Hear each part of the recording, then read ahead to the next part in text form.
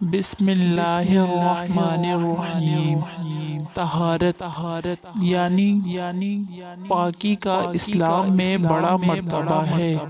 قرآن شریف میں ارشاد ہے ان اللہ یحب التوابین و یحب المتطہرین، یعنی یقین جانو کہ اللہ تعالیٰ خوب توبہ کرنے والوں کو اور اچھی طرح پاکی حاصل کرنے والوں کو وہ دوست رکھتا ہے۔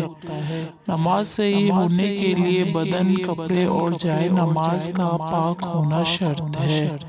حدیث فرمایا آقا دو جہاں صلی اللہ علیہ وسلم نے کہ کوئی نماز بغیر پاکی کے قبول نہیں ہوتی اور کوئی صدقہ حرام مال سے قبول نہیں ہوتا۔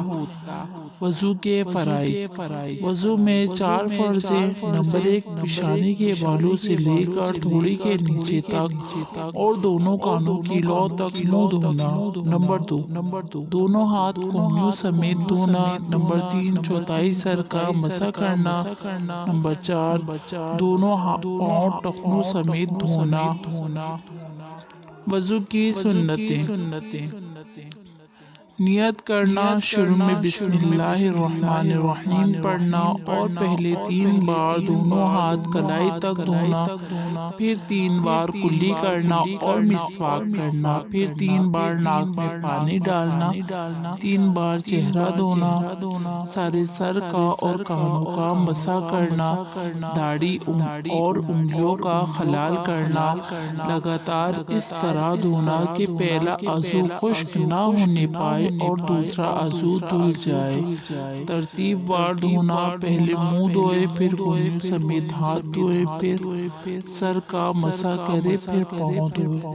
سنت چھوڑنے سے وضو تو ہو جاتا ہے مگر ثواب کم ملتا ہے۔ مستحبات وضو۔ قبلہ رخ ہو کر بیٹھنا، مل کر دھونا، دائیں طرف سے شروع کرنا، بچا ہوا پانی کھڑے ہو کر پینا، دوسروں سے مدد نہ لینا۔ مستحب کے چھوٹ جانے سے وضو تو ہو جاتا ہے مگر مستحب کا جو ثواب ہے وہ نہیں ملتا۔ مستحب کا درجہ سنت سے کم ہے۔ مکروہات وضو۔